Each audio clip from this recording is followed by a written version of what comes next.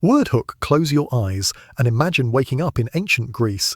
The sun is rising over white marble temples, soft light gliding across the columns of the Acropolis. A shepherd's flute drifts faintly through the air.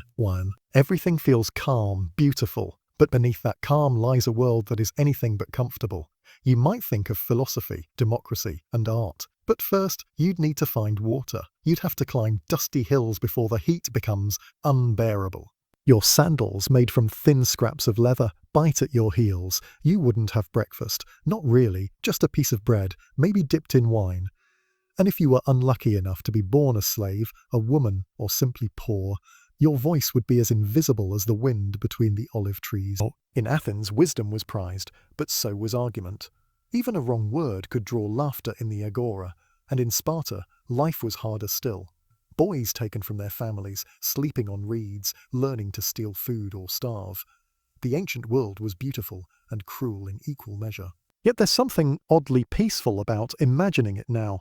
The sound of sandals on marble, the slow rhythm of daily life beneath the blue sky, the timeless hum of ancient voices echoing across stone courtyards. So tonight, we'll walk quietly through those streets together. Not as historians, but as dreamers. We'll visit the baths, the markets, the temples, and discover how fragile comfort really was. And maybe, by the time you drift to sleep, you'll realize that surviving in ancient Greece wasn't about strength, but about patience, silence, and the art of enduring time itself. Classical description. Adrift into the dusty sunlight of ancient Greece, where philosophy met hardship and beauty hid beneath endless labor. In this slow cinematic sleep story, you'll explore what daily life was truly like for the Greeks, from the marble temples of Athens to the rugged hills of Sparta. Perfect for sleep, study, or late-night relaxation, this episode blends calm narration, atmospheric sound, and ancient history told in the style of a dream. Chapter 1. The morning in Athens, where the stones still whisper the city, wakes not with noise, but with light. A slow golden shimmer creeps across the hills of Attica, spilling gently down the slopes toward Athens, the way honey slides over warm bread. You can almost hear the light as it touches the marble of the Acropolis, the first glow brushing the carved folds of Athena's robe. The statues seem alive for a breath, bathed in colourless fire, before fading again into their endless watch. The streets are still mostly empty. Dust lies soft and pale on the stones, and every footstep sounds older than it should. Somewhere far below the temples, a thin curl of smoke rises, the baker's fire, patient and ancient.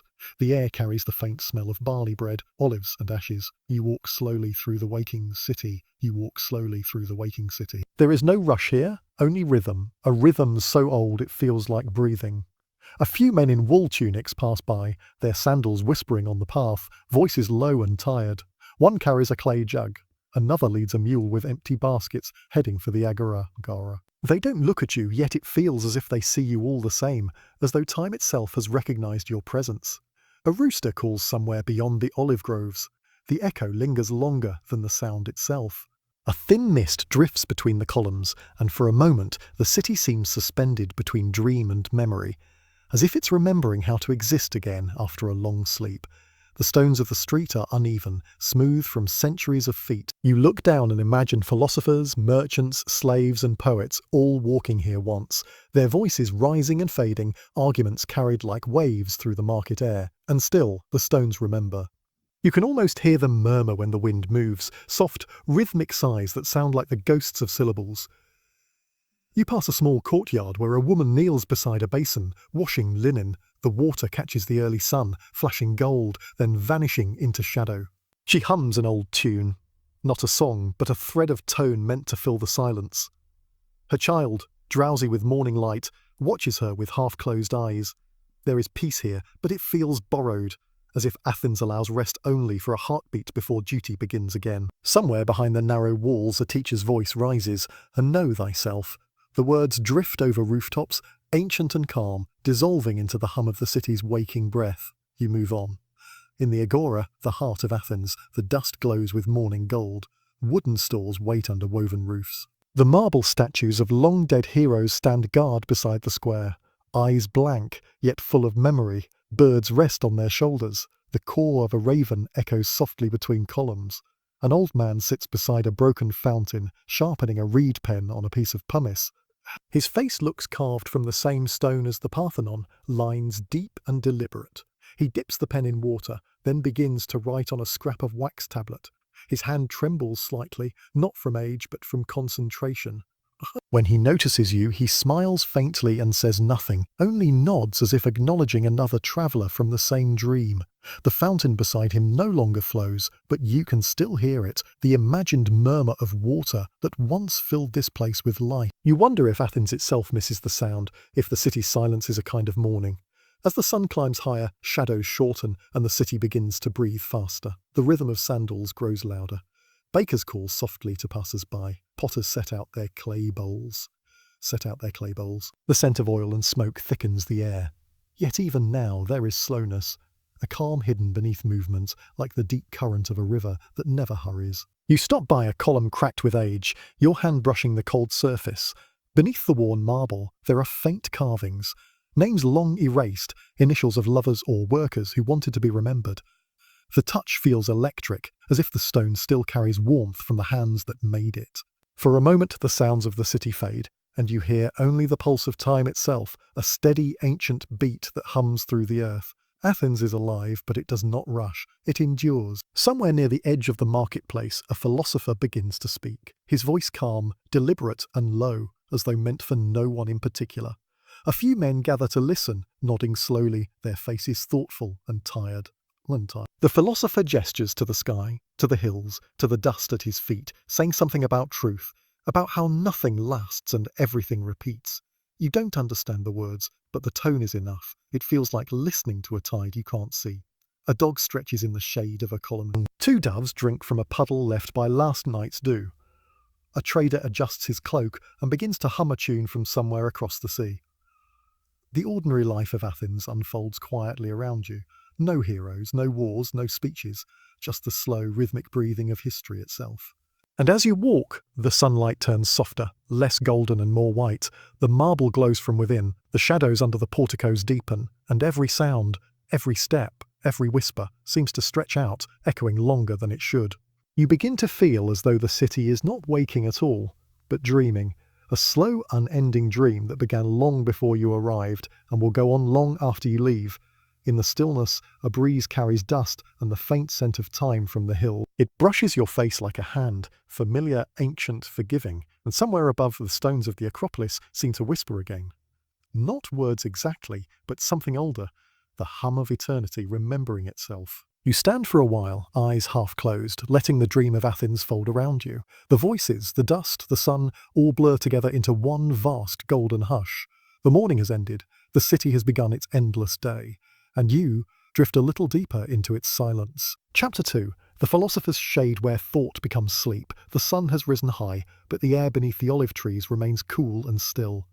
From the dusty road beyond the Agora, you follow a narrow path that winds up a small hill, away from the hum of trade and footsteps. The sound of Athens grows softer with every step, fading into a faraway murmur, the kind of noise that might be mistaken for the sea if you didn't know better. The path smells faintly of earth and crushed time.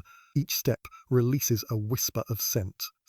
The leaves of the olive branches shimmer, their undersides silver in the light, flickering softly as if breathing. Cicadas buzz lazily in the heat, their endless rhythm blending with the faint sigh of the wind. There is a figure sitting beneath one of the larger trees, an old man in a worn wool cloak, head bent, drawing lines in the dust with a stick. His beard is long and unkempt, his sandals simple, his tunic faded almost to white. A small clay cup sits beside him, half full of water, the surface trembling faintly with the breeze. He doesn't look up when you approach. Only when your shadow reaches the edge of his circle does he say in a soft, tired voice, "Another traveller." You nod. He gestures to the ground beside him. Not an invitation, but a quiet allowance. You sit. The dust feels warm beneath you. For a while, there is only the sound of the cicadas and the shifting leaves. Then the old man speaks again, his words slow and careful, as though each one must climb out of a deep well before reaching daylight. Do you know why the olive tree never hurries? You shake your head. It takes its time, he says. It grows slowly, almost unwillingly. It drinks the sun but never rushes toward it. And still, it lives longer than men, longer than empires. There's a lesson there if one is patient enough to hear it. He draws another circle in the dust, smaller than the first, and then another within it, until the shapes blur together like ripples on still water. Everything, he murmurs, is a circle pretending to be a line. You're not sure if it's meant as wisdom or simply a thought spoken aloud. But in the warmth of the afternoon, it feels profound. The man glances at you finally. His eyes are pale and heavy, like they've watched too many suns rise and too many ideas drift away. There's a faint smile at the corner of his mouth, not of amusement, but of resignation. Oh, you've come from the city, he says. I can smell the dust of the market on you. Tell me, are they still selling truth down there, or has it gone out of fashion? You can't tell if he's serious. His tone is gentle, but behind it lies something like sorrow. He leans back against the tree trunk, eyes half closed.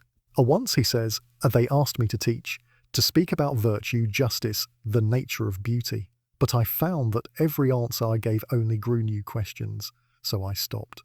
Now I speak only to the trees. They interrupt less. A small laugh escapes him, the dry, papery sound of a man who's learned to live with his own silence. You look out over the hill.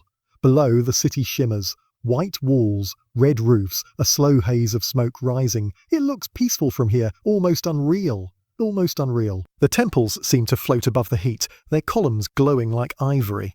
The philosopher follows your gaze. They call her eternal, he murmurs. But even eternity sleeps. Cities are like dreams, bright for a while, then forgotten.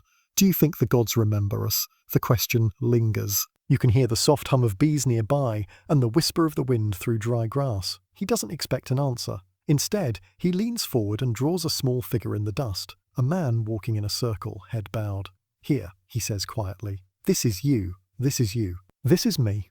This is everyone who thinks they're going somewhere. You smile faintly. And the circle? The circle, he says, brushing his hand over the drawing until it disappears. Is time pretending to be kind? You both sit in silence for a while. The afternoon sun shifts slowly, shadows stretching. The cicadas fade for a moment, as if pausing to breathe. Somewhere in the distance, a shepherd's flute carries a soft, wandering tune across the hill. The philosopher reaches for his cup of water, takes a small sip, then holds it out to you. You drink. The water tastes faintly of clay and sky. He nods toward the horizon, where the mountains blur in the haze. That's where I go when my thoughts become too heavy. Out there, the air is clean, and nobody asks what truth is. They simply live. You watch him trace another line in the dust. His movements grow slower, more uncertain, as if even thought itself has grown tired. Do you ever rest? You ask softly. He chuckles, a sound half amusement, half sigh. Ah. Philosophers don't sleep. We just think more slowly until thinking becomes dreaming. His eyes close, his hand stills. The wind grows gentler, the world quieter. You watch as the sunlight shifts through the olive leaves, dappling his face in trembling gold. He looks peaceful, almost statuesque. A man turned to marble by thought and time. You lie back on the ground beside him. The sky above is an endless blue, humming faintly with heat. The leaves murmur above you, repeating old thoughts in languages older than words. For a long while there is nothing. No sound but the wind, no movement but the slow drift of a cloud. And in that stillness you feel something change. The line between waking and dreaming blurs. The air grows heavy and soft, like warm silk against the skin. The philosopher murmurs again, barely audible. Everything you see is only memory, repeating itself until it remembers how to end, and then he is silent. You close your eyes. The earth beneath you feels endless, breathing slowly, as if you've lain down not on soil, but on time itself. The cicadas sing again, distant, endless. When you open your eyes, the sun has begun to lower. The philosopher is gone. Only his circles remain in the dust, faint, fading. You rise, brush the dirt from your hands, and begin walking back toward the city. The air feels different now, slower, thicker, older. The olive trees sway in a rhythm that no longer feels like wind, but like thought itself. Athens glows in the distance, its marble softened by gold. The day deepens. Shadows grow long, and somewhere behind you the whisper of the trees follows, thoughts dissolving into sleep. Chapter 3. The Agora at dusk, where voices melt into silence, the road winds downward, the air growing warmer as the sun begins to descend behind the marble bones of Athens. The olive groves thin, replaced by open stone and the faint shimmer of evening dust. You walk slowly, following the path back toward the Agora, the great heart of the city that beats most quietly at the end of the day. Shadows stretch like long fingers across the stones. The colours of the world begin to soften.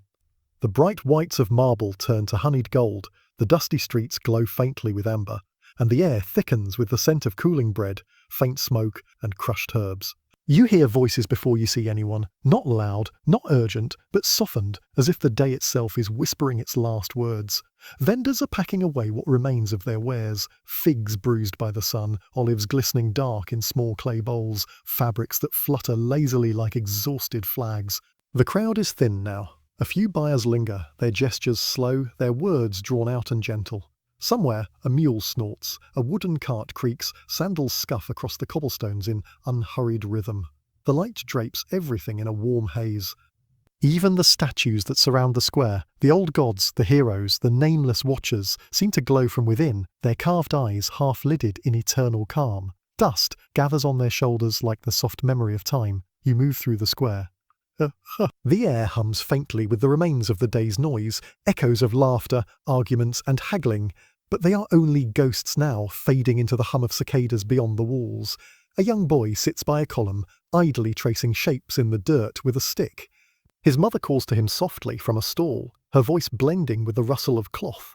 Nearby, an old man closes a basket of pottery, his movements slow, deliberate, ritualistic, as though each gesture marks the end of something sacred. The sun lowers further.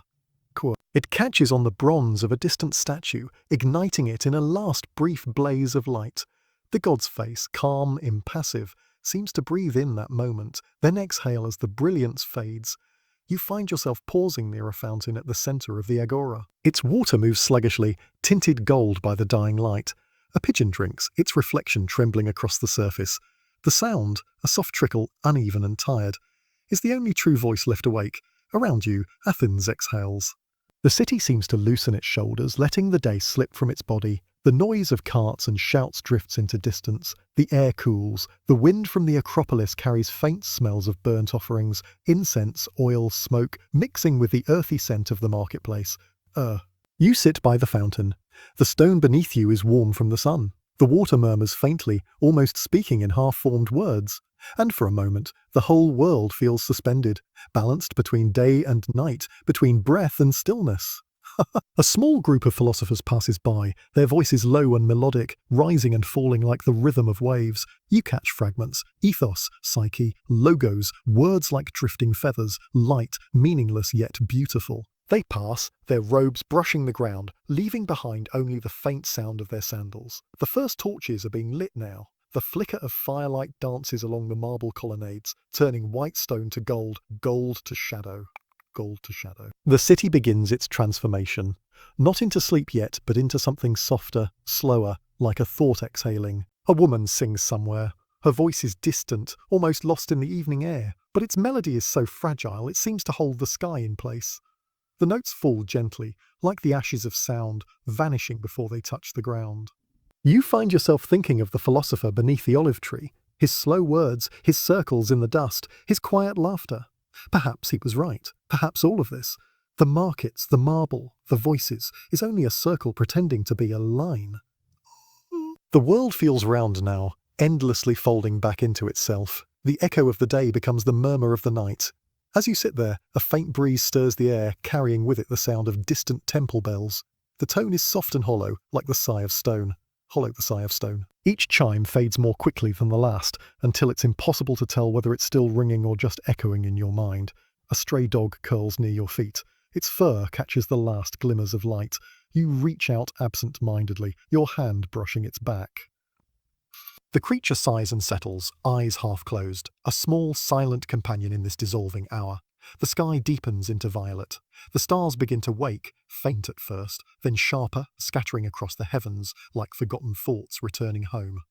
Someone passes close by, a young man carrying amphorae of wine. His shadow falls long and thin across the fountain. He hums softly as he walks, the tune old and unhurried, perhaps something his father hummed once before him. You close your eyes, you close your eyes. The hum becomes a vibration behind your eyelids, the sound of a city's heartbeat slowing down.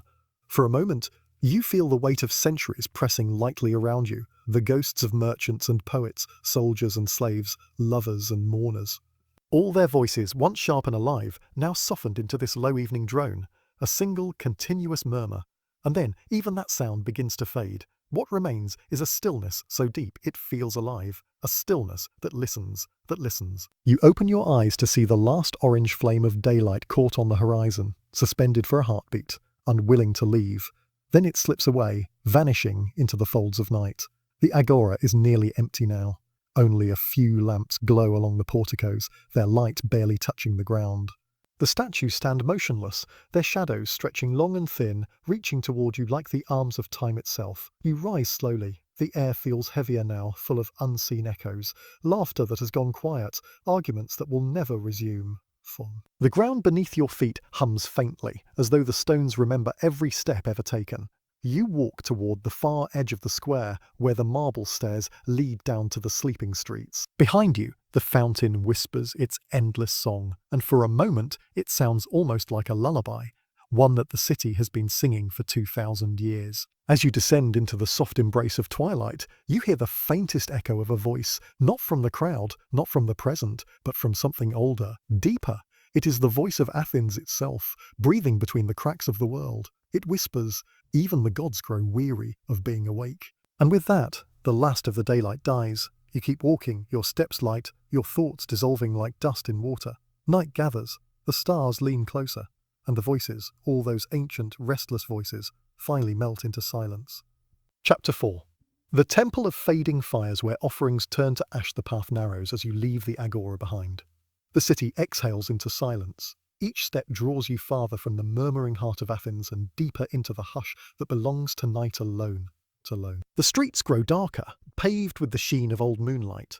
Their stones are worn smooth by centuries of feet, yet they feel strangely weightless beneath you, as though you are walking across a memory instead of earth. The air cools. A faint breeze drifts down from the Acropolis, carrying with it the scent of olive smoke and the faint, sacred tang of burnt offerings. Somewhere ahead, a glow flickers, dim, rhythmic, like the breath of a sleeping god. You follow it. The houses thin out, replaced by stretches of low walls and columns. The hum of the city has faded to almost nothing. Only the soft rustle of leaves and the distant cry of a night bird. You hear your own footsteps clearly now, the gentle sound of leather against stone echoing softly between the marble ruins. And then you see it. The temple stands alone at the edge of the city. Not grand, not magnificent like the Parthenon, but older, humbler, worn by time. Its columns are chipped and darkened, its steps uneven, its carvings nearly erased by wind and centuries of quiet devotion. The roof is half collapsed, open to the stars. Through the gaps, the sky peers in, a deep, endless violet brushed with drifting silver clouds. The firelight flickers weakly within, spilling out through the broken doorway. It dances across the stones like a tired ghost, wavering, dim, alive for just a little longer. You approach slowly. The air here is thicker, scented with oil, ash, and the faint sweetness of crushed myrrh. The last worshippers are leaving. A few figures in cloaks, their heads bowed, their torches lowered. They pass you silently, their sandals whispering against the dust. One of them murmurs a prayer you can barely hear, the words stretched thin like smoke in wind. When they are gone, the temple is yours. You step across the threshold. Inside, the fire burns low in a bronze brazier. Not a blaze, not even a flame, but a slow, glowing bed of embers. It hums faintly, the sound soft as breath. The shadows on the walls shift gently with each pulse of light. Carved figures, gods, heroes, forgotten kings, loom and fade as the glow moves over their faces. Their eyes seem to follow you, though there is no judgment in their gaze. Only an ancient, endless kind of waiting. You kneel by the fire. The heat is mild, comforting, like the warmth of a heartbeat under layers of time. The ashes beneath the coals are pale, soft, almost luminous. You reach out instinctively, touching the edge of the brazier. It's rough, pitted with age, cool where the metal meets stone. Around you, offerings lie scattered. Fruits shriveled into shadow, wilted flowers turned brittle as parchment, a few coins dulled by soot. A broken amphora rests against the wall, its painted figures half erased. Even the statues seem to have softened into weariness, their lips cracked, their arms chipped and worn. It is a temple of fading things, fading light, fading prayers, fading gods. You sit there for a long while, listening. At first, there is nothing. Then, slowly, you begin to hear the faintest sounds, the hiss of the embers, the soft crackle of cooling stone, the whisper of dust shifting on the floor, and beneath it all, so faint you almost doubt it, something else. A low, rhythmic murmur, like a voice too old and tired to form words, and tired to form words. You close your eyes, the sound grows clearer. It's not speech, not song, but something between the two. A tone that seems to rise from the stone itself, vibrating softly in your bones. It has no meaning, yet it fills you with a strange peace. You imagine the gods speaking like this once, not to be understood, but simply to exist, to hum the world into being. You open your eyes. The fire has dimmed further. Only a few coals remain glowing faintly red. One by one, they cool, turning grey at the edges. The light in the room shifts. Now gold, now shadow, now nothing but the silvery reflection of the moon through the broken roof. You breathe deeply, and the scent of ash fills your lungs, ancient, sacred, familiar. There's a faint movement near the altar. An old woman sits there, so still you hadn't noticed her before. Her robe is simple, the colour of clay, her hair bound in a grey knot. She holds a small lamp in her lap, its flame trembling but alive. She does not look at you. She stares into the fire, her face carved with deep lines that catch the light like cracks in marble. When she finally speaks, her voice is a whisper, dry, steady, ancient. "They do not wake any more," she says. "Even when we call." You wait, unsure whether to answer. She continues, her gaze fixed on the fading coals. "We bring them oil, wine, honey. We whisper the names, but the names fall away like sand. Perhaps they are sleeping." Perhaps, she pauses, her breath shallow. Perhaps they are dreaming of us. The fire hisses softly. She cups her hands around the small lamp, protecting its fragile flame. "You should take this," she says at last, her voice quieter still. You hesitate, but she extends the lamp towards you. The flame wavers between you, small, golden, almost weightless. You take it. The metal is warm. The flame flickers weakly, a fragile heart beating in your hand. The woman nods once. "Carry it," she says, so that they may remember. And then she turns back toward the dying brazier, her face half lit, half shadow. You sense she will not move again for a long time, perhaps not until morning, perhaps not at all. You step backward, bowing slightly, and leave her in the company of the fading gods. Outside, the air is cool, tinged with the faint smoke of 1,000 extinguished fires. The moon is higher now, silvering the rooftops, washing the city in soft ghostlight. The lamp in your hand glows faintly, casting a halo around your steps. You walk through the quiet streets, the flame trembling gently, its glow reflected on the stone walls as you pass. Every flicker feels like a heartbeat, a reminder that even in silence, something still breathes. The temple falls away behind you, swallowed by distance and shadow. You can still smell the ash, the sacred oil, the faint trace of burned honey. They linger in your senses like a memory half-dreamed. The night deepens. Somewhere above, an owl calls, slow, deliberate, echoing against the marble cliffs. The sound drifts through the air like a bell, tolling for forgotten souls. You look down at the lamp again. Its flame is smaller now, but steady. You cup your hand around it, guarding it from the wind. The light touches your fingers, soft, living, ancient. And you understand. The fire you carry is not from the gods, but from the memory of belief itself. The warmth of countless hearts that once knelt, once hoped, once whispered into the dark. As you walk beyond the city's edge, the path opens into the quiet hills. The world seems to exhale again, long and low. The stars shimmer above like tiny, watching embers. The ground glows faintly beneath the moonlight, and your shadow stretches ahead, long, thin, walking before you into eternity. The lamp flickers once, twice, and steadies. You keep walking. Behind you, Athens sleeps. Before you, the night stretches wide and endless, its silence deep enough to hold the echoes of all the prayers that ever were. And somewhere, far away, the gods dream, not of thrones or temples, but of the soft sound of a mortal walking through the dark, carrying the last light of their memory. Chapter 5. The river of reflections, where the moon washes memory away, the road softens beneath your steps as you leave Athens behind. The stone gives way to earth, and the earth in turn to dust and grass and the soft whisper of reeds. The hills undulate like sleeping animals, their slopes silvered by the slow, generous light of the moon. Behind you, the last traces of the city fade, the faint echo of hooves, the distant shimmer of a torch, the last breath of human murmur dissolving into wind. The night has no edges here. It stretches like water, like silk, endless and pale. Somewhere ahead you hear it, the voice of a river, Not a roar, not even a rush, but a low murmur, steady and patient. The sound draws you onward, soft as memory, as if the world itself is whispering an ancient lullaby. You follow it down a narrow path lined with wild thyme and crushed lavender, their scent blooming faintly underfoot. The ground cools. The air grows wetter, sweeter. Fireflies blink among the grasses. Slow, deliberate sparks, like drifting thoughts that have forgotten their purpose. Then you see it. The river lies before you, smooth as glass, curling gently through the countryside like a ribbon of light.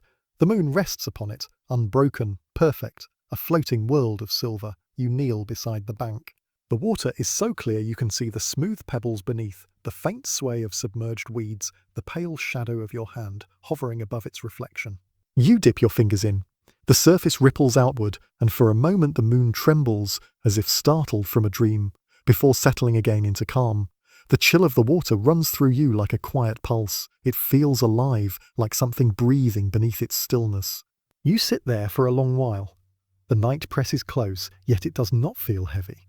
The air is cool and weightless, carrying with it the slow hum of unseen insects, the soft croak of frogs, the whisper of reeds shifting in rhythm with the current. Everything moves together, a single heartbeat stretched across the land. The lamp in your hand burns faintly, its flame reflected in the river like a twin star. When you hold it over the water, it seems as though the river itself catches fire, trembling with soft gold, alive with quiet warmth. You think of the temple and the old woman, her hands cupping that fragile light. You wonder if she still sits by the embers, watching them fade into dust, whispering to gods who no longer listen. Perhaps she does not need them to listen anymore. Perhaps the whisper itself was always the prayer. The current moves slowly, winding through the reeds. You follow it with your eyes as it drifts toward the horizon, toward the place where the hills dissolve into shadow. For a moment it feels as though the river is not moving through the land, but the land is moving around the river, the world flowing while the water remains perfectly still. You lie back on the grass. The ground is cool, damp with dew. The stars hover so close they seem painted on the air, strokes of pale fire on an invisible canvas. Some flicker, some glide, some vanish silently as if swallowed by thought. You watch them for a long time, until they begin to drift, not across the sky, but across your vision, slow and dreamlike. The constellations blur and ripple. The sky becomes water, the water becomes sky. For a moment, you cannot tell which world you lie in, the one above or the one reflected below. A faint sound breaks the silence, oars dipping into water, slow and rhythmic. You lift your head. Downriver, a small boat moves toward you, guided by a single figure standing at its stern. The boat is simple, made of pale wood, its sides shining with moisture. The oar makes no splash, only the soft sigh of water yielding to movement. The figure, tall, cloaked, rows with the patience of eternity. When the boat reaches the bank, it stops without touching. The water seems to hold it steady and weightless. You rise. The figure nods once, a gesture of invitation. You step forward, and though you expect the water to resist, it doesn't. Your sandals sink without sound, and in the next breath you are aboard. The boat glides away from shore, silent as a thought slipping through sleep. The current carries you, the river widens. The stars shimmer above and below, two skies, one infinite mirror. Every ripple catches light, and the oar's slow movement carves patterns of silver through the darkness. Neither of you speak. Words would seem too sharp here. The air hums with a low murmur of water against wood, the occasional flutter of a bird disturbed from its perch, the sigh of reeds bending in slow waves. As you drift farther, the banks grow lower, softer, dissolving into mist. The grass fades to shadow. The night becomes thick, silver-grey, heavy with the scent of wet earth and unseen flowers. You realize that you cannot tell how long you've been traveling. Minutes, hours, perhaps lifetimes. The flow of the river has erased the idea of time. The figure at the stern finally speaks, voice low and even, like something born from the water itself. This river remembers everything, they say. You turn, but their face is hidden by the hood, lit only by the faint reflection of the lamp's flame. Everything. You ask, though your voice feels distant, not entirely your own. Every word ever whispered, the figure replies. Every face reflected once, every tear that fell upon its surface. It forgets nothing, but it forgives all. You look down. Your reflection wavers in the current, not quite your own, a little older, a little softer, as if shaped by memory instead of flesh. The stars ripple across your face, drift into your eyes. You see not one version of yourself, but many, the wanderer, the listener, the one who lights lamps for the sleeping gods. The figure rows on. After a while, the river narrows again, winding between tall reeds that rustle softly like parchment. You pass a half-collapsed stone bridge, its arches covered in moss. Beneath it, a trickle of moonlight spills through the broken stones, shimmering like silver dust. On the far side, the river widens once more into a shallow basin. Here the water moves slower still, so slow it almost seems to pause. The air feels dense, cool, wrapped in a silence that is not absence but fullness, as though the world itself is holding its breath. The figure rests the oar. The boat drifts to a stop. This is where memory sleeps, they say. You look around. The basin glows faintly, not from moonlight but from within, a soft luminescence rising through the water. Beneath the surface, shadows drift like leaves, shapes of people, faces, fragments of things once real. You lean closer. They are not ghosts. They are memories, old, softened, half-dreamt. A mother's smile, a city's laughter, the shimmer of sunlight on marble steps. They glide past, slow and calm, dissolving into the light. The figure speaks again, quieter now. When the world forgets, the river remembers, but even memory must rest. You feel something loosen inside you, the quiet ache of everything you've carried. It does not vanish, but it lightens, like silt settling to the bottom of a clear pool. The figure gestures to the lamp still in your hand. Its flame trembles weakly, smaller now than ever. Let it rest, they say. You hesitate, then lower the lamp toward the water. The flame's reflection stretches, touches the surface, and with a soft sigh, merges with it. A single ring spreads outward, then another, and another. The light disperses across the water until the whole river seems to glow faintly, breathing. The figure nods once more. It remembers now, they whisper. You close your eyes. The boat drifts, the sound of water barely audible. When you open them again, you stand once more on the bank. The river flows quietly beside you, the boat and the figure gone. Only the faint light remains, glimmering beneath the surface like a buried star. You breathe deeply. The night feels lighter, emptied of weight. The moon hangs above, round and kind, washing the land in silver calm. The water hums faintly, not a song, not a word, but something slower, deeper, eternal. You turn away and begin to walk. The grass bends softly beneath your feet, dew catching the starlight. Every step feels like an echo fading into peace. Behind you, the river flows on, remembering, forgetting, dreaming. Before you, the hills wait, pale, gentle, endless. And in that quiet between breath and silence, it seems that the world itself lies down beside the gods and sleeps. Chapter 6. The field of eternal rest, where the stars sleep beneath the olive trees, the road fades. It doesn't end, not exactly. It simply dissolves into grass and light, the way a dream forgets its own beginning. The air is pale with early mist, that strange hour between night and dawn when the world hasn't yet decided whether to wake or to keep sleeping. You walk through it quietly. Each step sinks into soft soil, and the dew soaks the edges of your cloak. The scent of wild herbs, thyme, sage, the faint sweetness of crushed olives, drifts in the air, mixing with the cool breath of the earth. The horizon stretches endlessly, a silver line where the stars seem to bow their heads before the slow approach of morning, and then you see them. The olive trees, they stand in gentle rows across the low hills, not planted but grown into place, as though the world itself had arranged them. Their trunks twist like sleeping limbs, their bark gnarled and pale, their leaves whispering in a language older than words. The moonlight still clings to them, caught in the narrow tips of silver leaves. Every breath of wind turns them into a sea. A slow, rippling field of grey and green, where shadows and starlight merge. You pause. There is no sound but the rustle of branches, the heartbeat of distant insects, the faint sigh of the earth cooling after night's long breath. Here, time feels fragile. Even the stars seem to move carefully, their reflections trembling in drops of dew that cling to the leaves like tiny worlds. As you walk between the trees, you notice something strange. Every trunk bears carvings, faint and half erased, as if done by hands centuries apart. Some are symbols, some letters, some merely lines and circles with no meaning left. But each mark feels personal, deliberate. A memory etched into wood and time.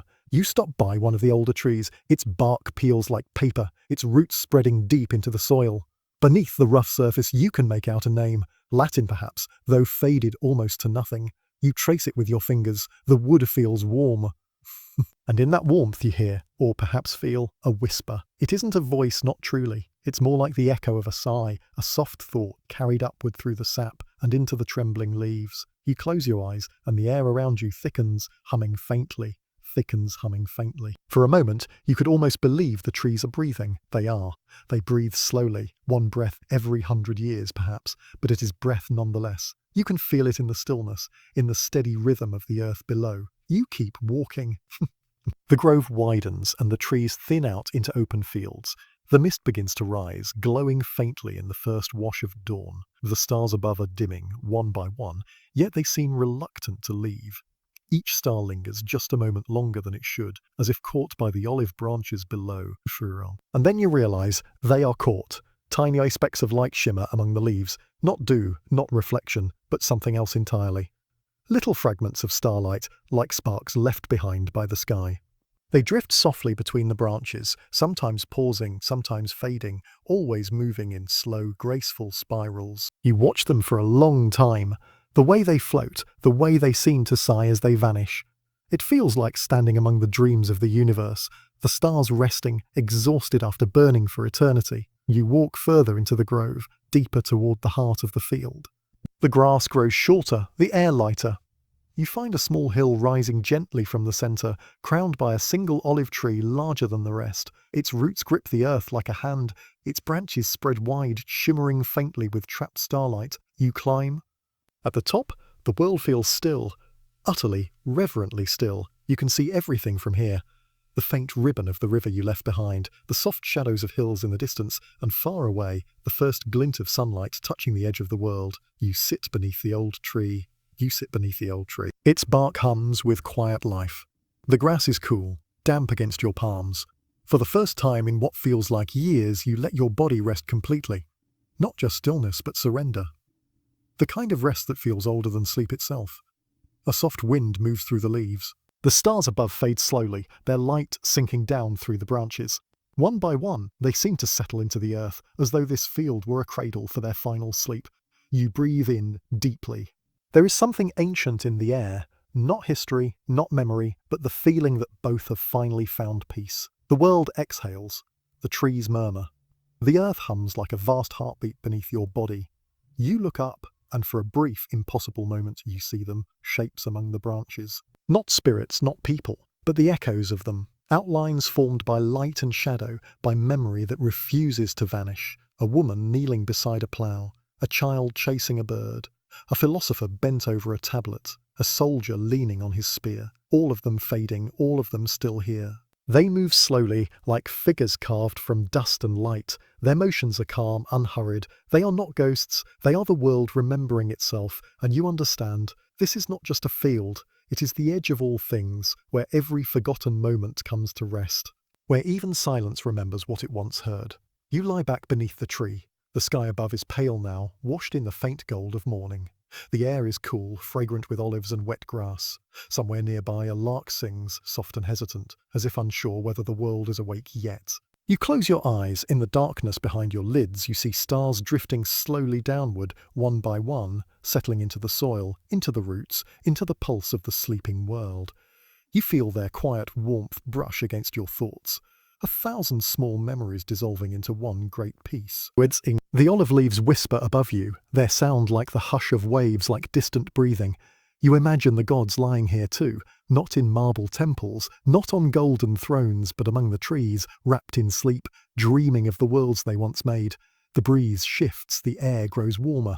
Dawn unfolds gently, petal by petal, and somewhere, at the edge of waking, you hear a voice, faint and tender like water remembering its source. Of rest, it says, the world remembers you. You breathe out slowly. The stars fade. The sky turns blue. And the olive trees stand silent, keepers of all that was, all that is, and all that will one day rest beneath their shade. Chapter 7. The House of Silent Gods, where dreams begin. Again, there is a stillness that comes after understanding, a stillness so complete that even thought feels unnecessary. That is where the wanderer stands now. The olive field lies behind him, shimmering faintly in the gold of new dawn. The air smells of morning dust and the faint sweetness of olives, but ahead the world seems to fold into mist, a white, endless haze, soft as memory, bright as silence, and in that mist something waits. At first it looks like light, then like stone, then like nothing at all, a shape without outline, a presence without form. But as he steps forward, it begins to take shape. Tall columns rising out of the mist, pale as bone, gleaming faintly like moonlight caught in marble. A temple, not one of worship, but of rest. The last temple, the house of silent gods. The wanderer walks toward it. His footsteps make no sound. The earth beneath him is smooth and cool, like polished marble that has never been touched. The mist parts as he moves, curling gently around his ankles like smoke. Smoke. The air is hushed, heavy, patient, the kind of silence that has waited a very long time. As he passes between the great pillars, the world dims. The light becomes soft and silver, as though dawn itself has decided to kneel. Inside, there are no idols, no offerings, no priests or altars. Only the echo of what once was, faint shadows on the floor where feet once stood, the lingering scent of burnt incense, the feeling of eyes watching from centuries away. At the centre of the temple is a single pool, perfectly round, perfectly still. Its surface reflects nothing. It is too calm for reflection, too deep for light. The wanderer kneels beside it. The water is dark, yet clear enough that he can sense movement below, not fish, not leaves, but ripples of memory itself. The pool seems alive, like a heart that beats once every 1,000 years. He looks into it. And in that moment, he sees Rome. He sees Athens. He sees the roads he walked, the faces he met, the stories he forgot. He sees them all. Not as places, but as echoes. They shimmer across the surface, like waves of light, then vanish, leaving behind only silence. He realizes then that the gods never left. They simply grew quiet. They learned what men have yet to learn, that even eternity must rest. He whispers into the still air. "Are you here?" The sound doesn't echo. It simply dissolves, absorbed into the vastness, and then, softly, something answers. Not in words, not even in sound, but in knowing. The walls breathe. The pillars hum with faint warmth, the pool quivers once, and the mist above it swirls into shapes, vast, delicate, almost human. For an instant, he sees faces, too large and too calm to be mortal. They are neither male nor female, young nor old. They are simply presence, timeless, patient, luminous. They look upon him, and though they do not speak, he understands. They are dreaming, and he is part of their dream. He closes his eyes. The sound of wind fades. The warmth of his own breath fades.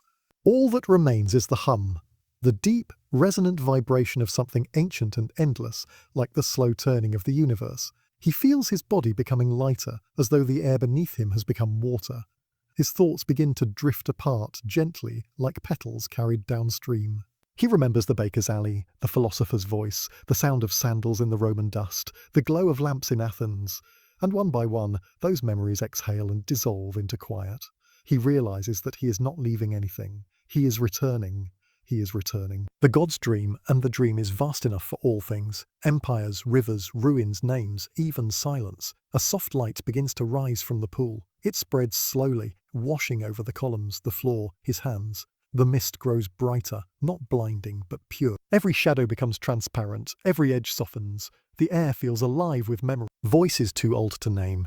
He stands now, weightless. The gods' faces fade into the light, leaving behind only their presence, gentle and immense. He takes a step forward, not onto stone, not into air, but into the glow itself. The pool opens beneath him like a gate. The world bends softly, without sound.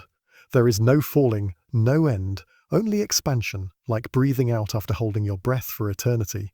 He floats in light that feels like water, in silence that feels like thought. Around him drift fragments of forgotten prayers, scraps of language, sighs of temples long fallen. Each sound dissolves before it reaches him. Each image fades before it forms.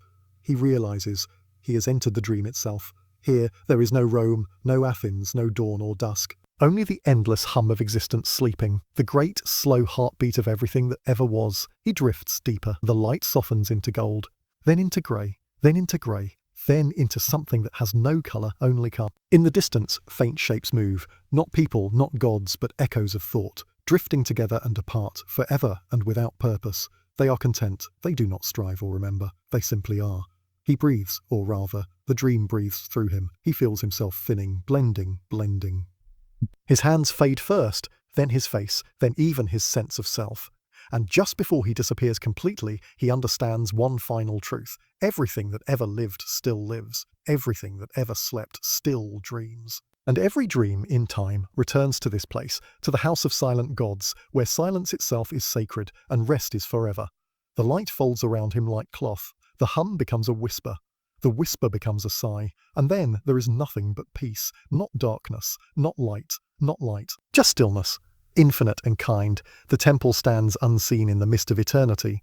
The pool stills once more. The olive fields glimmer faintly beyond the veil, and the stars far above close their tired eyes. Somewhere very faintly the gods dream again, and the dream begins where all dreams begin, in silence. Chapter 8. The cosmic dream, where the gods breathe worlds into sleep, the silence that followed was unlike any silence the wanderer had known. It was not the hush of night, nor the calm after prayer, nor the still pause of breath before dawn. It was a vast and living stillness, as though the air itself had folded inward, curling around its own sound, dreaming itself into quiet. The wanderer felt the earth fall away.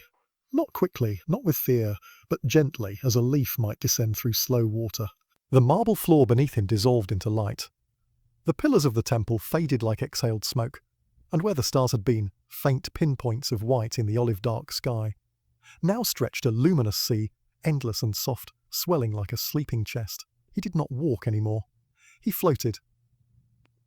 The boundaries of his body melted, fingers and feet no longer separated from the air. It was as though the night had drawn him inward, like a whisper taking back its own echo. In the distance, or perhaps within him, a pulse began, deep, rhythmic, ancient. It was not the sound of a heart, but the echo of existence itself, the first breath of the gods, slow and eternal. Each beat rippled through the vastness, and with every pulse, a spark of light bloomed, small at first, then growing into worlds. The wanderer watched them form, one by one, spheres of fire and stone, clouds of silver dust, blue and green waters swirling in spiral motion. He realized these were not stars, they were dreams. The gods were dreaming, and creation was their sleep made visible. He drifted closer, drawn not by gravity but by understanding. The nearest world shimmered like liquid glass. When he touched its surface, it rippled, and for a heartbeat he saw an entire civilization unfold beneath his fingers, temples rising from gold deserts, cities shaped like spirals, oceans where moonlight wove paths of silver flame. He saw mortals bowing to unseen forces, praying for rain, for light, for mercy, unaware that their prayers were merely the murmurs of dreams within dreams. And then, as quickly as it appeared, that world dimmed. Its towers crumbled into dust, its seas dried, its sky cracked open. The dream faded, and another took its place. The wanderer understood. Nothing here was lost. Every ending was only a pause between breaths. Even gods in their sleep exhaled destruction and inhaled creation again. Eternity was not still. It was a rhythm, a pulse. A cosmic heartbeat that never stopped, even when it seemed to. The wanderer drifted through eons. He saw myths rise and dissolve, heroes shaped from clouds, animals that sang, mountains that remembered. He saw Athens again faintly, not as stone and column, but as a luminous thought, a spark that flickered across the face of a dreaming god.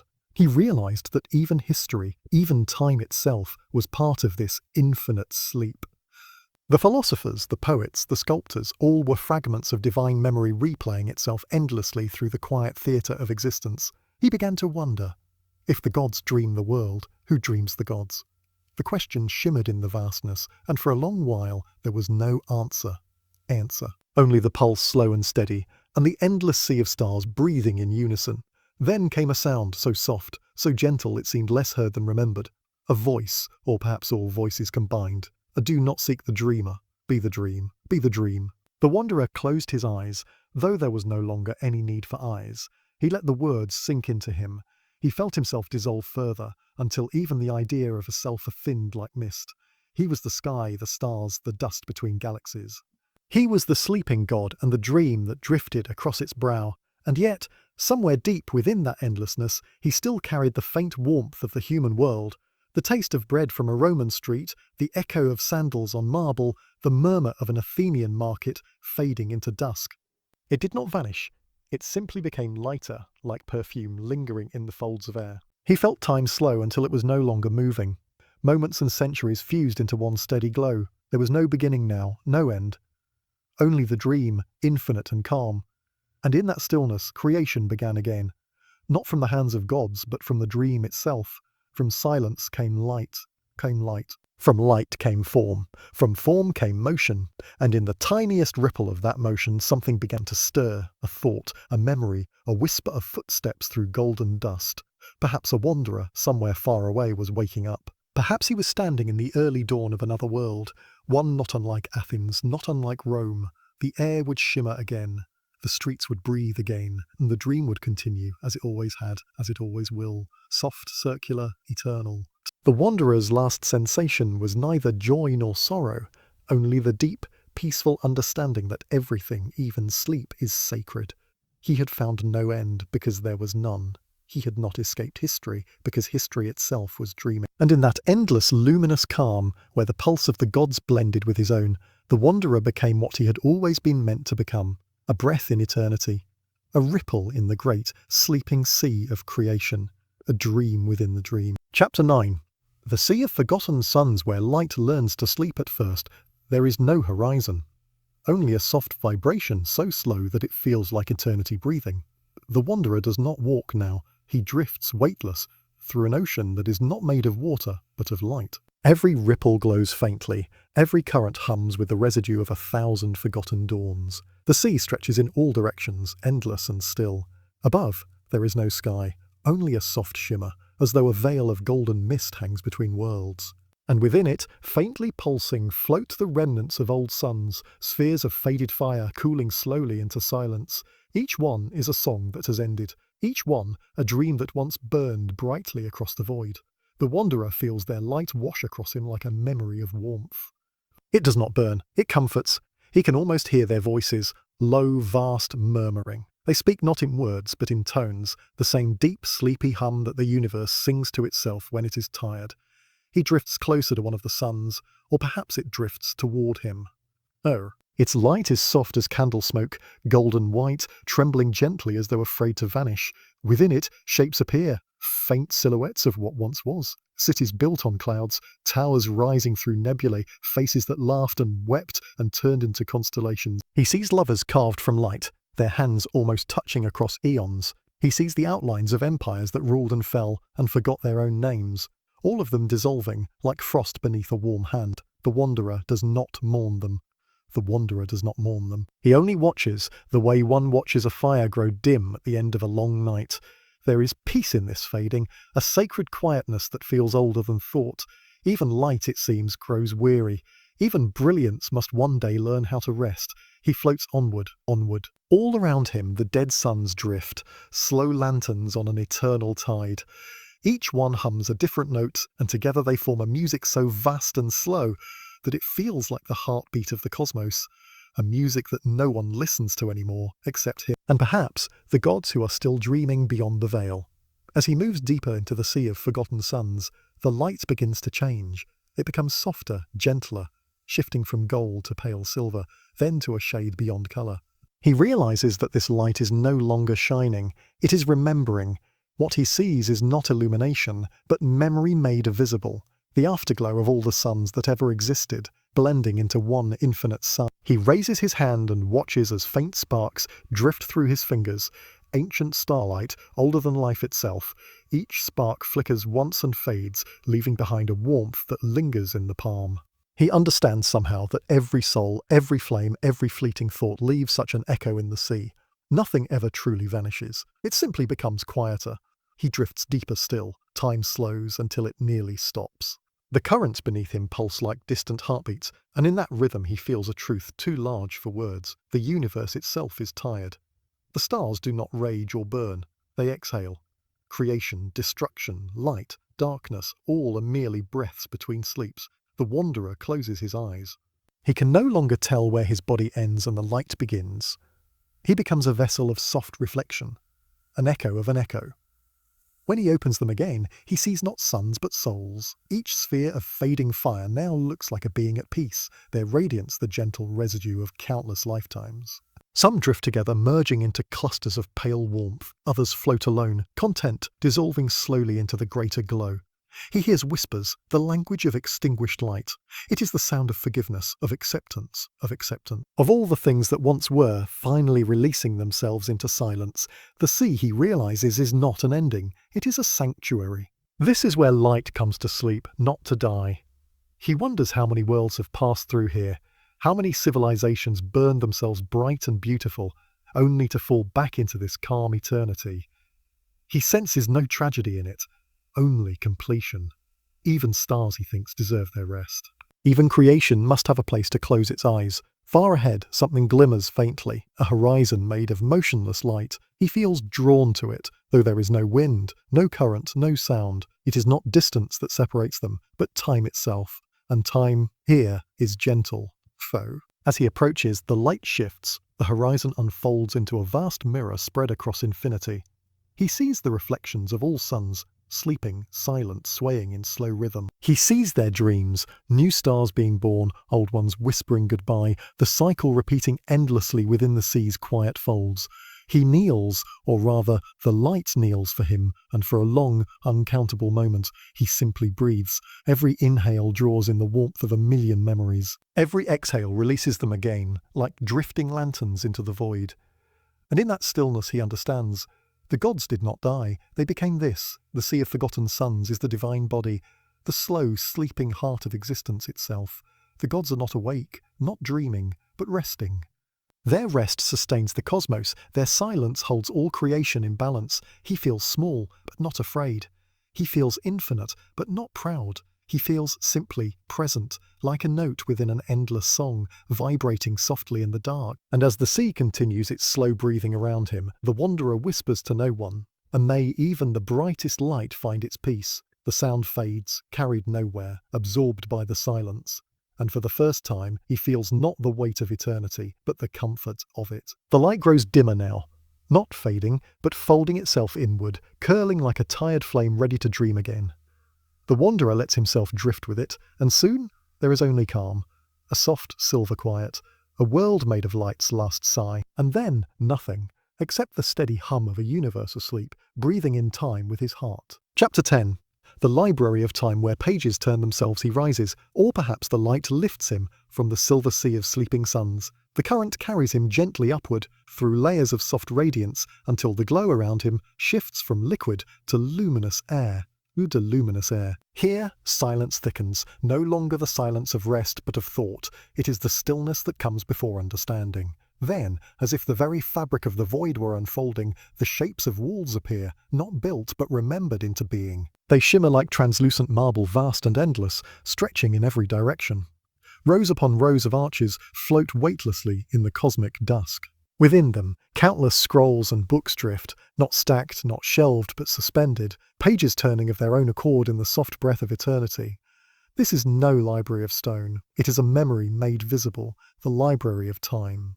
The wanderer drifts through its glowing corridors, each step echoing softly on an invisible floor. Every echo becomes a whisper, every whisper a word, and those words form the quiet heartbeat of the place. He realizes the whispers are not voices, but pages remembering the hands that once turned them. Somewhere, deep in the light, he hears the faint crackle of parchment, but it sounds less like noise and more like breathing. He reaches toward a drifting scroll. It floats to meet his hand. The letters upon it shimmer like embers in a slow wind, rearranging themselves into patterns he cannot name. He cannot read them, but he can feel them. Each symbol burns softly in his mind, releasing images, sensations, whole lifetimes at once. He sees a Roman scribe dipping his quill into ink made from ash. He hears an Egyptian priest chanting beneath a wall of stars. He watches a monk in some cold, forgotten monastery fall asleep mid-prayer, his candle guttering out. Each memory dissolves into the next, and the wanderer realizes that all of time's knowledge flows here, endlessly folding and refolding itself like waves upon waves. He drifts onward. Books spiral lazily above him. Illuminated manuscripts whose letters glow faintly blue. Others are so ancient their pages crumble into dust the moment he looks upon them. Yet even the dust glows, rising into the air like luminous pollen. Every mote of it, he knows, is a thought once spoken, a dream once believed. The deeper he goes, the quieter it becomes. The air feels thicker, almost liquid, filled not with sound, but with the pressure of infinite remembering. And there, in the still centre of this vast archive, stands a single figure. It is not human, nor divine, but something in between. A librarian of time. Its form shimmers like glass filled with starlight. No face, no eyes, only outlines of what could be, shifting as though reflected through water. In its hands it holds a book made of pure light, and when the wanderer draws near, the librarian opens it without looking. The pages turn themselves, slowly, gracefully, though there is no wind. Each page glows briefly, then fades. And with every turn, the wanderer feels a pulse ripple through the floor, as if the library itself is breathing in rhythm with the book. He understands each page is a moment in time. Every breath, every heartbeat, every falling leaf that ever existed, recorded not as ink but as energy. The book never ends, for time itself never truly closes. The librarian's voice, when it finally comes, is not sound. It is vibration, a low harmonic tone that trembles through the bones of the place. All things that ever were are still being read. The wanderer bows his head, though he does not know why. The words seem to ripple through him, dissolving thought. He asks, or thinks he asks, who reads them? The librarian's glow brightens slightly. The dream, it hums, that which holds all things. The universe remembers itself through us. Pages flutter open all around. The books drift in slow orbit. Each one a world, each world a sentence, each sentence a single breath from the great sleeping cosmos. And then the librarian turns the book toward him. The light from its pages spills out like mist, wrapping around his hands. Within it, he sees his own footsteps through Rome, his nights beneath foreign skies, his questions, his silences, his journey through the sea of forgotten suns. Every memory recorded, not by choice but by being. He realizes with quiet awe that the library does not store knowledge. It is knowledge. The very act of existing writes itself here, endlessly, automatically. Every soul adds a sentence to eternity. The librarian closes the book. The sound, though barely a whisper, echoes through the infinite halls like thunder fading into rain. And slowly the figure begins to dissolve, its light scattering like ashes caught in wind. The wanderer watches it fade, until only the open air remains, the shelves now humming softly, as if the entire library has turned to listen. He stands still, surrounded by the gentle motion of self-turning pages. They do not need him now. They never did. He feels a tender sadness in that, and also peace. Then a door appears. Not a door of wood or stone, but a faint outline, a shimmering suggestion of passage. He knows it is not a place, but a transition, a doorway between thought and dream. As he steps closer, the library begins to dissolve behind him. The books blur, their letters lifting into the air like dust made of language. Each letter floats upward, merging with the darkness, becoming stars again. And when he looks back one last time, he sees that the library never truly disappears. It simply folds itself inward, resting once more in the quiet folds of eternity. He steps through the doorway. A slow, soft wind greets him.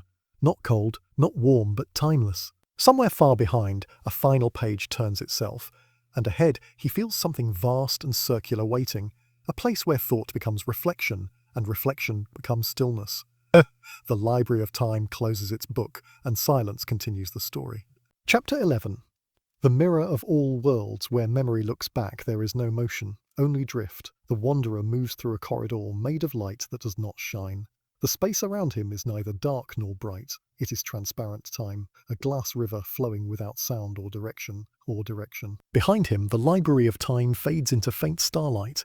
Ahead, something vast shimmers in the distance, a surface so smooth it bends existence around it. It glows faintly silver, as if the last breath of every dying sun had gathered to make one eternal horizon. He senses it before he reaches it, a presence both infinite and intimate, as though every memory that ever was is now awake and watching. When he steps closer, the surface ripples, not from touch but recognition, and he understands this is the mirror of all worlds. It does not reflect what eyes can see, it reflects everything that has ever looked at itself.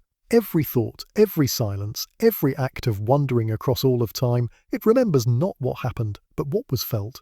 The wanderer gazes into it, and it gazes back. At first he sees only mist. Then the mist takes form. He sees a child, himself perhaps, staring into a puddle after rain, fascinated by the way sky and water touch without merging. He sees cities he has never visited but somehow remembers walking through, faces he has never known yet loved in dreams, temples long fallen, whose prayers still hum faintly in the air like the aftertaste of incense. Then he sees the gods, not as beings, but as reflections of reflections of reflections. Every god is a dream looking back at the one who dreamt it. Their shapes flow like water through crystal, their eyes holding galaxies in pores, and among them the wanderer recognizes something terrifying and tender, his own outline, faint but undeniable, woven through their luminous bodies. He whispers, "I am part of you. The mirror replies, not in sound, but in waves of recognition that tremble through the void. You are what we remember of ourselves. He stands in silence. The words unfold inside him layer by layer. He sees how everything he ever called real was a reflection of thought, and every thought was a reflection of something older still, a divine memory turning endlessly upon itself. The mirror shifts. Now he sees the world as it once was, mountains rising and eroding, oceans breathing, civilizations blossoming, fading, and turning to dust. But these images don't move through time. They float in it. They exist all at once, like colours blending within the same drop of dew. He reaches toward one, a city suspended mid-dawn, its streets glimmering with dew and unspoken words. As his fingers brush the surface, the image ripples and dissolves into another. A mother humming to a child beneath a tree, a philosopher sleeping over an unfinished sentence, a star collapsing into silence. Each ripple shows not what was, but what still remembers being. Boom. Every atom, every echo, every shadow that has ever known the touch of awareness remains here, softly awake inside the mirror's calm. The wanderer feels the weight of it, a universe remembering itself. And somewhere deep within that reflection, he feels the mirror begin to read him as he once read the library. Images bloom in its surface, his journey, his awe, his loneliness, the roads walked, the questions whispered into starlight, the long, slow surrender to the dream of gods. He watches himself dissolve into those ripples until he can no longer tell which side of the reflection he stands on. He reaches out, or perhaps in, and the surface melts around his hand, cool and soft like night water. The sensation is not of entering, but returning. Now he drifts within the mirror. There is no ground, no horizon, only reflections folding into each other. Each one contains worlds, and within those worlds, smaller mirrors, each reflecting the others without end. He realizes this is how the cosmos dreams, each reflection dreaming another, each dream dreaming its own remembrance. He hears the faint murmur of unseen voices, not words but impressions, births, deaths, prayers, laughter, moments too small for history but too immense for forgetting. They swirl around him like faint auroras, and as he floats deeper, he senses something at the center, a pulse of pure awareness like the heartbeat of eternity. The mirror whispers once more. Every reflection yearns to be seen. Even the gods look for their own faces in the quiet. The wanderer feels his boundaries loosening. His memories no longer belong only to him. They pass outward like ripples through water, joining the reflections of stars, rivers, and forgotten hearts. He becomes part of the mirror's calm, a thought caught forever in divine recollection. And then from the silence, a soft light appears, a circle within circles, turning endlessly.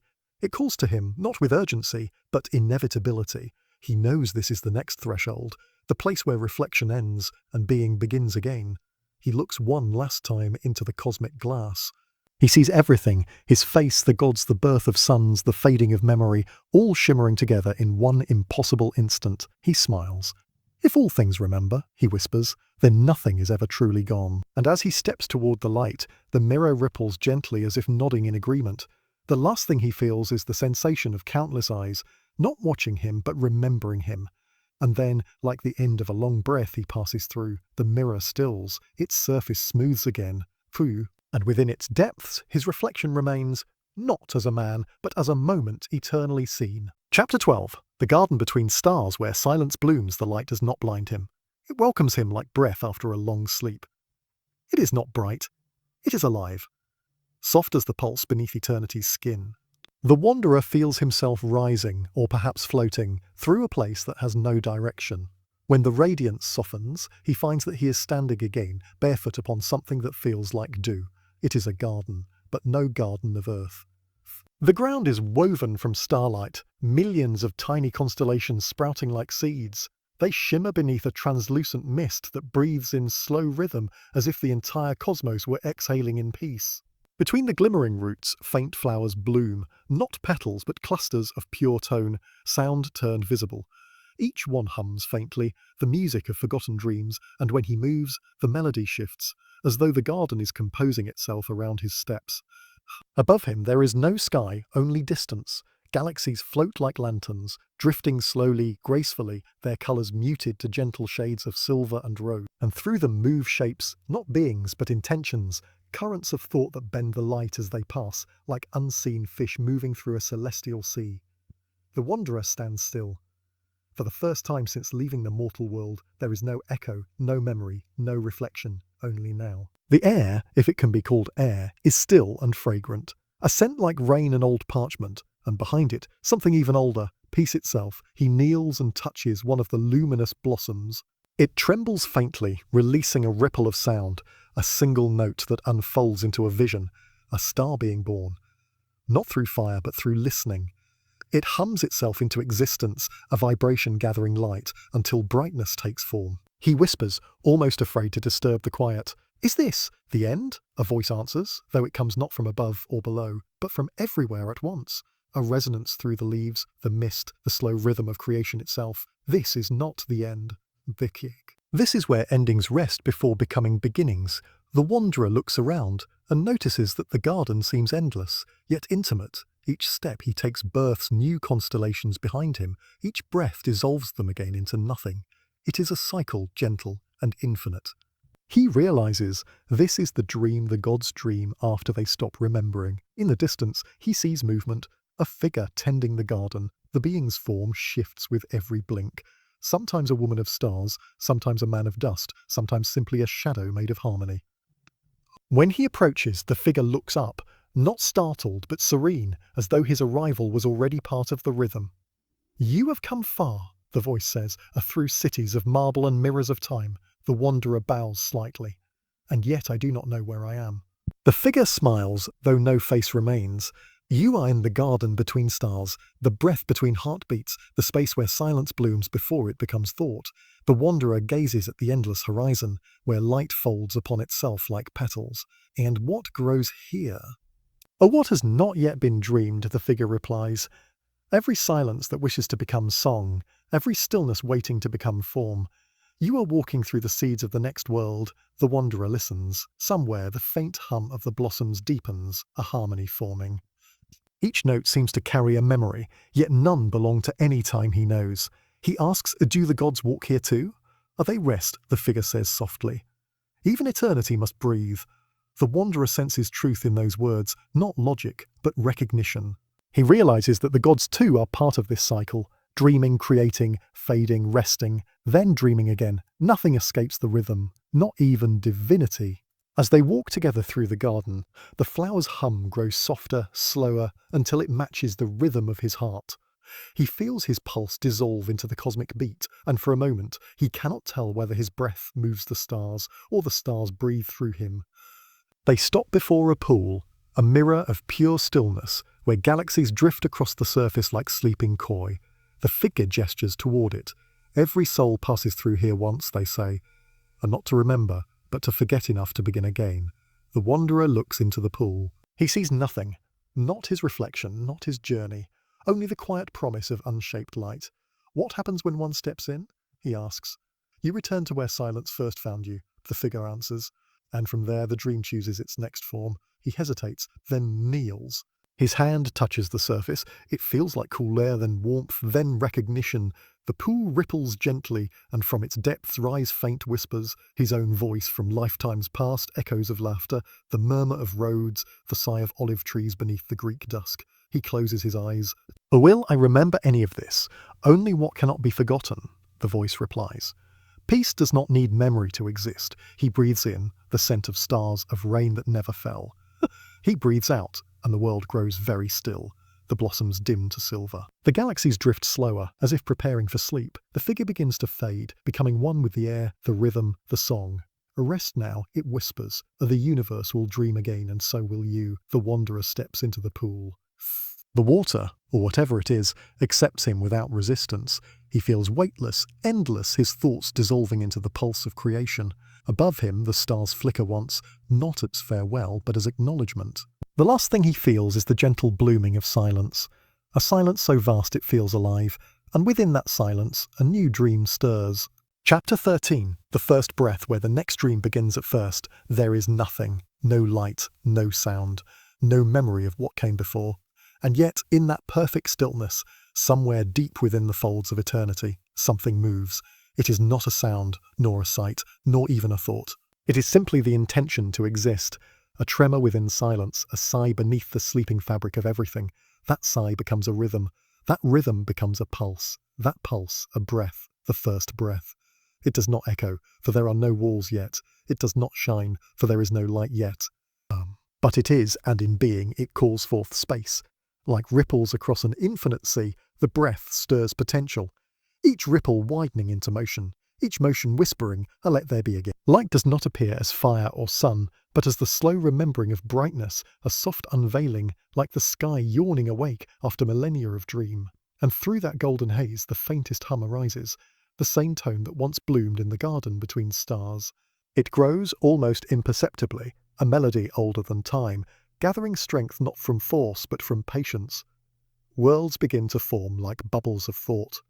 Not yet solid, not yet alive, but trembling with the quiet curiosity of what could be. The dust of vanished ages gathers again, carving the first lines of mountains, spinning oceans into being, folding clouds like dreams caught in the breath of gods. The universe is waking, slowly, gracefully, as though afraid to disturb its own peace. In the midst of this slow rebirth, something glows faintly within the light, a memory not of a man, but of a motion, of someone who once walked through time and dream and silence. The wanderer, he is not the same, and yet he is. His form is translucent, woven of soft starlight and the scent of morning rain. He does not remember Rome, nor Greece, nor the faces of the sleeping gods, but the rhythm of peace still lingers in him, like an old song hummed beneath breath. He drifts upon the tide of rebirth, watching the stars form their slow constellations, watching galaxies turn like petals unfolding from an invisible stem. And as he moves, he feels the universe breathing with him, a perfect symmetry of pulse and rest, like the heart of creation itself had chosen to match his own. Oh, so this is how it begins, he murmurs, though there is no sound here, only the language of thought, soft as dust. A whisper, not a voice, but the memory of one, answers from the current. It begins as it always does, from stillness to sound, from silence to shape. What you call life is only the rhythm of sleep, remember. He drifts lower, toward a forming world, a sphere of amber and silver, its surface rippling like molten glass. He watches storms swirl in graceful spirals, oceans deepen, mountains rise from patient, and he realizes that each creation breathes, each planet, each atom, in the same slow rhythm of that first cosmic sigh. Everywhere, life is not made, it unfolds. Like petals opening to a sun they have not yet seen, like dreams remembering themselves. He lands softly upon this new world, his feet touching a shore of glowing sand. The horizon shimmers with possibility, seas waiting for names, winds waiting for purpose, light waiting to be reflected in the eyes of something that can see. And in that moment, he understands what the garden between stars meant. This is not another world, it is the same dream and itself again.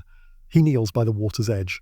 The waves are small, tender, shy, as if unsure whether they are real. He reaches out a hand, and where his fingers touch, the water glows, a soft pulse spreading outward in rings. From each ring rises a shimmer, tiny forms, not yet life, but the idea of it.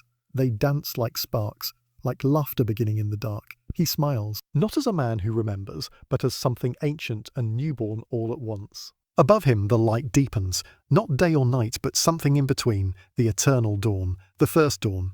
And far, far in the distance, he senses countless worlds forming, each one a verse in the same unending hymn. Stars sigh, galaxies bloom, the breath continues. There are no gods here, not yet. No temples, no prayers, no wars, only rhythm. Only the pulse that never ceases, the quiet conversation between existence and peace. The wanderer closes his eyes and listens. He hears the slow beat of time beginning, the murmur of light gathering courage, the hush of darkness curling beside it like a loyal friend. He breathes in, and with him the universe breathes. Sleep, he whispers, though he does not know to whom. Asleep and dream well. Because even at the beginning he understands the oldest secret of creation. The universe does not wake from the dream, it wakes into it.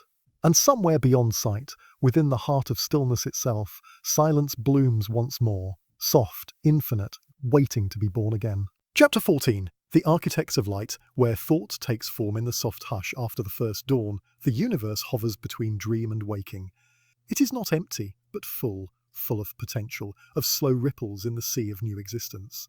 Every shimmer of dust, every curve of light is a possibility breathing in silence. The first stars pulse like quiet hearts, vast and gentle, suspended in a cosmic cradle. And within that light, within those slow, sacred rhythms, consciousness begins to turn its gaze inward. It begins as a murmur, quote, begins as a murmur. Not words, not thoughts, only the faint awareness of being aware. The first minds are not creatures, not forms with limbs or faces. They are vast, luminous intentions flowing like tides across the newborn galaxies. They drift through nebulae that glow like sleeping embers, their thoughts weaving through gas and light, shaping structure from stillness.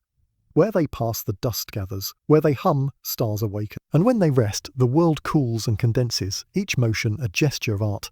These are the architects of light. They do not speak, for their language is vibration, long waves of thought that shimmer through the cosmos. Every thought is a sculpture. Every memory is a horizon. And when they dream, matter folds itself into beauty.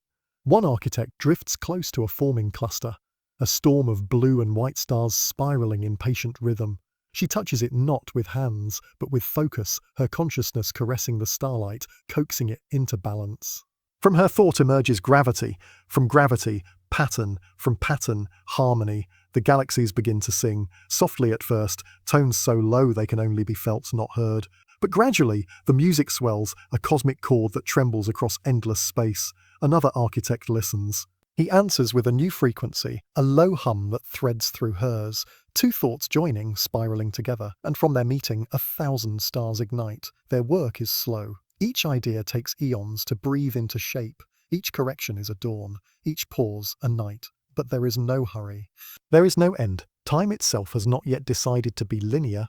It folds, drifts, curls back upon itself like smoke in still air. The architects shape not only form, but meaning. Every motion they make carries intent, that stars may burn gently, that worlds may turn in grace, that nothing be wasted and everything return. It is creation as meditation, the act of shaping not from desire, but from deep, abiding calm. Even as light expands, they remain half asleep, their awareness flickering between clarity and dream. They hum softly to one another, their voices spanning light years, their tones so patient they could be mistaken for silence. Somewhere within that still expanse, a fragment of the wanderer's memory drifts, the echo of a mortal thought, a breath once drawn in a different cosmos. It brushes against one of the architects, a vibration small but distinct, like a ripple on the calm face of eternity. The architect pauses. So, what was that? A pattern, foreign yet familiar. A rhythm that carries the scent of mortality. He listens closer, and for a fleeting instant he perceives it. The faint trace of footsteps through time, the memory of Rome, of dust, of dreaming gods. The architect does not understand what it means, but the vibration lingers in him like warmth. He breathes it outward, letting it ripple through the stars. And where that ripple passes, a new concept forms. Not light, not matter, but the seed of story. Light begins to remember its own movement. The galaxies begin to hum in patterns that echo emotion. And from this, the first images arise, simple at first, a curve, a wave, a whisper of form. Then, slowly, faces, hands, dreams of creatures not yet born. The architects watch in quiet wonder. They see within their own thoughts the reflection of something smaller, something fragile, yet filled with the same pulse of consciousness.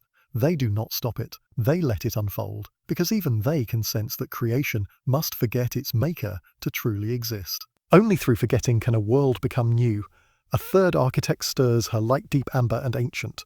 She moves toward a dark region of the void, a place where no stars burn. There, she thinks of warmth, of hearths, of simple living things that might one day look up and wonder, look up and wonder. And as she dreams, a sun ignites, then another and another, each one a thought, a heartbeat, a story waiting to be told.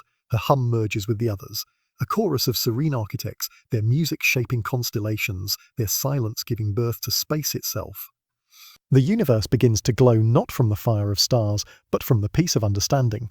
Light now is thought, matter now is memory, time now is rhythm. Everything breathes, everything hums the same soft note, the tone of creation remembering itself. And as eons fold into themselves, the architects slowly withdraw, their work suspended in equilibrium.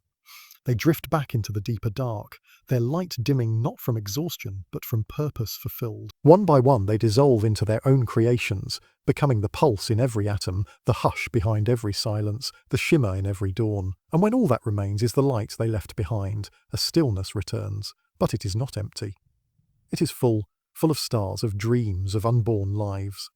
Full of meaning carried gently across eternity. Somewhere in that sacred calm, the wanderer breathes again. He feels the pulse of the architects through the dust and wind and understands. A creation is not a command, he whispers. It is a memory of peace. Chapter 15. The silent architects. When light learns to dream, the universe no longer hums, it breathes. The light that once streamed outward like rivers of fire now curls softly inward, folding upon itself, whispering. Every star, every glowing ember, carries within it a faint pulse, the echo of the ones who shaped them. The architects are gone, and yet not gone. Their bodies were never forms to begin with. Their essence was vibration, awareness, harmony. So when they sank into stillness, they did not vanish. They diffused. They became the rhythm inside creation. Their thoughts became photons. Their silence became gravity. Their memory became dreams. In the core of every star there is movement beyond heat. It is not the dance of atoms alone, but the murmur of intention, a quiet intelligence remembering what it means to shape, to feel, to be. And thus the stars begin to dream. At first, their dreams are pure geometry. Perfect spirals, radiant equations drifting through plasma. They dream in the language of form, angles, balance, tension, release. But then something shifts, a stray vibration, the echo of mortality, the same spark the wanderer once left behind, threads its way into their dreaming light, and suddenly the stars begin to imagine stories. They dream of movement and meaning, of warmth that seeks warmth, of beings who might one day look upon the night sky and see more than fire, who might feel what the stars once felt, that to exist is to remember. One star, small and trembling at the edge of a spiral arm, sees within its own light a reflection of something unfamiliar. Eyes watching, wondering. It dreams of faces, of hands stretched toward the heaven, and in its dreaming it glows brighter. A flare that will one day reach a tiny world, warming the oceans into breath. Another star dreams differently.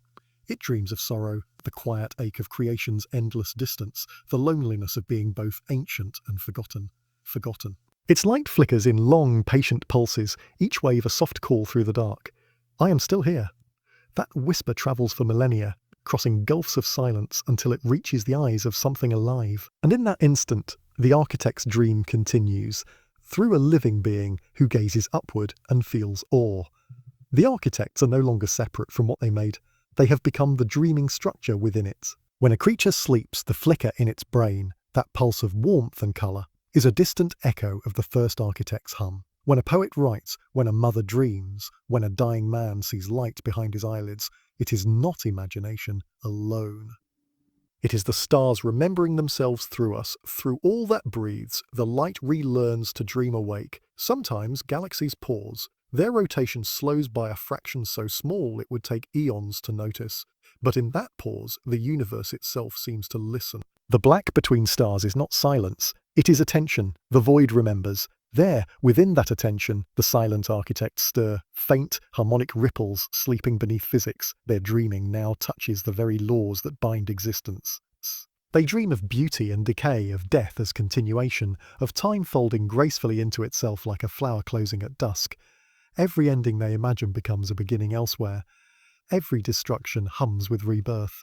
It is through their dreaming that the universe learns compassion. The wanderer feels it too. He walks through a world that glows with sunset light, and as he looks at the horizon, he knows the sun is not merely burning, it is thinking, it is remembering him. A breeze passes, it smells of dust and distance. He closes his eyes and hears it, the slow, patient chord of the cosmos dreaming through itself. They are still here, he whispers. They have only changed shape. He looks up again, and for the briefest moment, the stars above flicker, not randomly, but rhythmically, as if answering, as if speaking back. In that instant, the wanderer understands the secret of the silent architects. They never left their creation behind. They became its soul. Every photon carries a heartbeat. Every heartbeat carries a memory. And every memory, even forgotten, is still a fragment of light learning how to love the dark. The universe dreams on, and through every dreamer, through every spark and sigh and sleeping thought, the architects hum softly, endlessly, patiently, create, dream, remember. Chapter 16. The Library of Winds, where the stars record their dreams, the wanderer drifts again. No longer through streets of marble or gardens of gods, but through something vaster, quieter, infinitely more alive. There is no ground beneath his feet now, no up or down, only the slow, breathing current of the universe, a wind made of light and memory. At first it feels like silence, but then he hears it, A soft, endless murmur, like pages turning somewhere beyond time. Each whisper is a story. A story. Each sigh, a life. The stars are not merely shining, they are speaking. The wind moves through him, and he sees it, not with eyes, but with something deeper. Threads of glowing dust spiral around him like ribbons of thought. Every particle carries a pattern, tiny, intricate inscriptions of motion. This is no mere storm. It is an archive, a library without walls or shelves, built not of stone but of movement. Every gust of cosmic wind records the shape of a dream. Every ripple in the void carries the memory of a moment once lived. A word spoken, a tear shed, a sun born, a heart broken. The architects, those ancient dreamers of light, did not write their wisdom in books. They wrote it in the way the universe moves. He drifts through one spiral of wind and feels warmth. A billion suns are being born in a cloud of fire, and within that brightness he senses the echo of laughter. It is not human, yet somehow familiar. Another current passes, colder, gentler. It hums with the pulse of planets dying. The melody is not sorrowful. It is graceful, the sound of endings folding themselves neatly into beginnings. Every current, every motion, is a sentence in the book of existence. The stars write not with ink, but with light itself. The wanderer closes his eyes and lets the wind carry him. It passes through him like water through a dream. He sees 1,000 civilizations, each rising and falling like waves, each leaving behind nothing but vibration. Their songs, their fears, their prayers, all are here, written into the deep wind. He realizes now, nothing is ever lost. No word, no thought, no heartbeat ever truly vanishes. It simply becomes part of the great current, drifting forever between stars. He feels something stir, a pull, a pull. The wind begins to shape itself around him, forming a vast circular motion, a slow spiral turning through the void. And at its center, a stillness. He moves closer, and the whispering fades until only silence remains. But this silence is not empty. It is complete. Within it, he sees reflections, faces of those he met along his wandering. The philosopher beneath the olive tree, the sculptor who taught stone to mourn, the fading gods of Rome, the stars that learned to dream. All of them look toward him now, and their eyes shimmer with the same light that flows in his veins. You were never apart from us, they seem to say. You were always one of us, a dream within the dream. The wanderer kneels, though there is no ground, and feels the wind pass through his chest, softly dissolving the borders of what once was him. His heartbeat slows, then sinks with the rhythm of the stars. He feels himself spreading outward, through wind, through light, through time. He becomes one of the countless voices that form the cosmic breeze. He is no longer a traveller through the universe. He is the universe travelling through itself, often through it. Every gust that brushes a newborn world, every faint shimmer of starlight touching an ocean's surface, will now carry a fragment of his thought. Not as a person, but as a presence, gentle, endless, curious. He understands at last what the library of winds truly is. It is not a record for others to read, but a way for existence to remember itself. The stars record not facts, but feelings, not history, but harmony. And now, his own dream becomes part of that endless song. He feels it, a warmth flowing outward through every world, every mind, every sleeping heart. Somewhere on a small blue planet turning quietly beneath its moon, someone will one night look up and feel a sudden calm. They will not know why, only that the night feels softer, older, as if the stars themselves are sighing in relief. That sigh will be him. The wind slows. The last pages turn. Silence gathers once more. In that final stillness the cosmos inhales, and for the briefest moment all things rest. Not gone, not ended, simply sleeping. The wanderer's voice drifts one last time through the wind, a whisper carried between galaxies. A remember, everything you dream becomes real somewhere, and with that he dissolves completely. A final note fading into the endless, luminous calm. The universe dreams on, and through its dreaming the story continues, softly, forever, beyond the reach of time. End of the saga Milky Way, a fall asleep to the dusty streets of ancient Rome, and a why you wouldn't last a day in ancient Greece were only the beginning. In the end, the wanderer discovered that all roads, Roman, Greek, celestial, lead to the same eternal library, the silence between stars where even light remembers how to dream.